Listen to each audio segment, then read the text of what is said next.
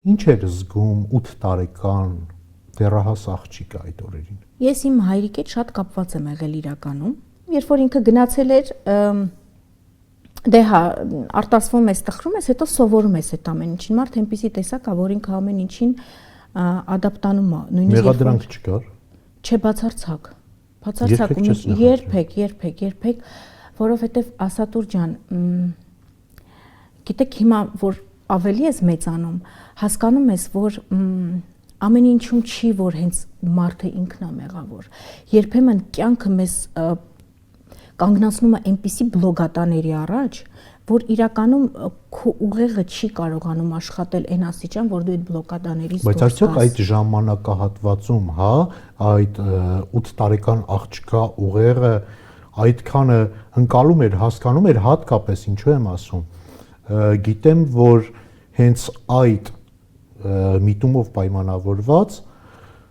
դու ունեցել ես նաև դժվարություններ դպրոցում, քեզ ցավոք սրտի երեխաները շատ անողոք են ու դպրոցում քեզ ծաղրել են,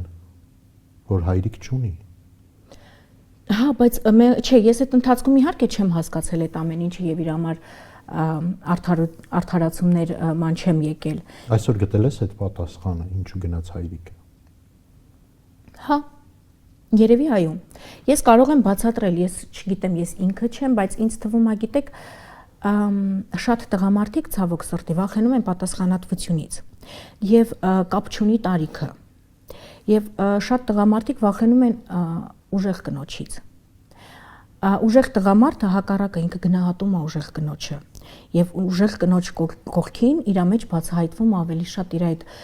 տղամարդկությունը, դաբիթչիկությունը, այդ զորությունը, բայց երբ որ տղամարդը ինքը թույլ է, հոգեբանորեն ինքը թույլ է, հասկանում եք, ինքը հակառակը իր էգոն, իր եսը այդ կնոջ կողքը ավելի ճզմվում է, ինքը ավելի անինքնավստահ ազգում,